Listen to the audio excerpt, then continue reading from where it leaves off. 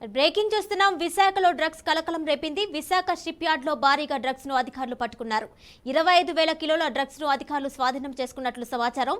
Interpole సాయంతో ఈ drugs ను సిబిఐ దాడులు చేసి మరీ డ్రగ్స్ ను స్వాధీనం చేసుకుంది.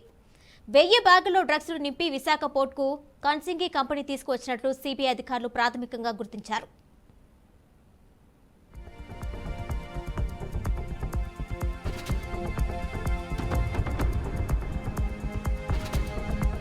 ఇంటర్పోల్ నుంచి వచ్చిన సమాచారంతో విశాఖ షిప్ యార్డ్ లో సిబిఐ దాడులు నిర్వహించింది.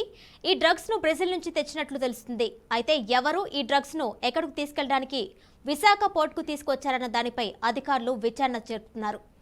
సీజ్ చేసిన డ్రగ్స్ విలువ వేల కోట్ల రూపాయల విలువ ఉంటుందని తెలిసింది. ఆపరేషన్ గరుడ పేరుతో ఈ డ్రగ్స్ ను స్వాధీనం చేసుకున్నారు.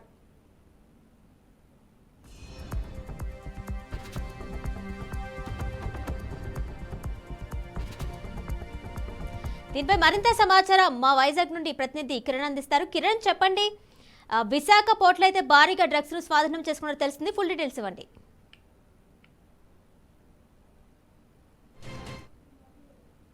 మాఫియాకు కూడా పెట్టిన పేరుగా ఉంది. గత కొంతకాలంగా డ్రగ్స్ తోటి భారీ స్థాయిలోనే విశాఖలో నిందితులు పట్టుబడడం మనకందరికీ తెలిసిందని ఈ నేపథ్యంలో తాజాగా ఈ రోజు ఏదైతే విశాఖ తీరం సీ పోర్ట్ లో దాదాపుగా 25,000 కేజీలు అంటే సుమారు కోట్లాది రూపాయల విలువైనటువంటి డ్రగ్స్ మాఫియాని సిబిఐ వలపన్ని పట్టుకోవడం జరిగింది. ప్రధానంగా ఎన్నికల నేపథ్యంలో ఎన్నికల కోడ్ కావడంతో ఎటువంటి రాజకీయ ఒత్తిడులు లేని కారణంగా ఈరోజు సిబిఐ చాలా చాకచక్యంగా ఆపరేషన్ గరుడ పేరుతోటి ఈ డ్రగ్స్ ని పట్టుకున్నట్టుగా మనకు తెలుస్తుంది. అయితే పూర్తి సమాచారం ఇది ప్రస్తుతానికైతే బ్రెజిల్ నుంచి వచ్చినట్టుగా ప్రాథమిక సమాచారం అయితే మన దగ్గర ఉంది.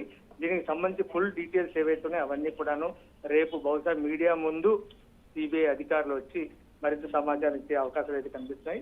విశాఖలోనే కాదు, గతంలో మనం చూసుకున్నట్లయితే కాకినాడ తీరంలో కూడాను ఈ విధంగానే పట్టుబడినట్టుగా తెలుస్తుంది. మొత్తం మీద విశాఖపట్నం ఏదైతే ఆంధ్రప్రదేశ్ కు రాజధానిగా ప్రకటిస్తున్న నేపథ్యంలో విశాఖపట్నం అన్ని రంగాల్లో కూడాను డెవలప్మెంట్ అవుతున్న పరిస్థితుల్లో ఇటువంటి డ్రగ్స్ మాఫియా కూడా పెద్ద ఎత్తున రావడం, ఇక్కడి నుంచి వివిధ ప్రాంతాలకు ఈ డ్రగ్స్ ను తరలించేందుకు సిద్ధం చేసుకుంటున్నట్టుగా కూడా తెలుస్తున్న నేపథ్యంలో ఇక్కడ ఉన్నటువంటి స్థానికులందరూ కూడా చాలా భయాందోళనకు గురవుతున్న పరిస్థితి.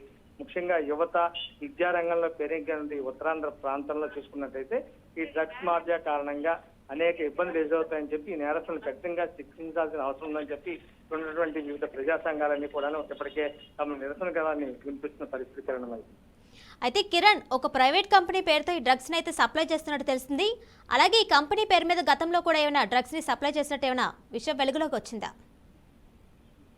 ప్రస్తుతానికి అయితే ఈ కంపెనీ ప్రైవేట్ కంపెనీ ఎంవీపీలో ఉన్నట్టుగా ప్రాథమిక సమాచారం అయితే ఉంది. ఇది ఇంటర్పోల్ సమాచారంతోనే సిబిఐ వాళ్ళు రైడ్ చేసి పట్టుకున్నట్టుగా తెలుస్తుంది. మరింత సమాచారం అయితే తెలియాల్సింది. గతంలో అయితే ఎప్పుడు కూడా ఈ ప్రైవేట్ కంపెనీ ఇటువంటి చర్యలకు పాల్పడినట్టు ఇటువంటి సమాచారం లేదని చెప్పి సిబిఐ అధికారులు చెప్పడం జరుగుతుంది. ఎఫ్ఐఆర్ కూడా ఈ రోజు నమోదు చేయడం కూడా జరిగింది. Right Kiran, thank you.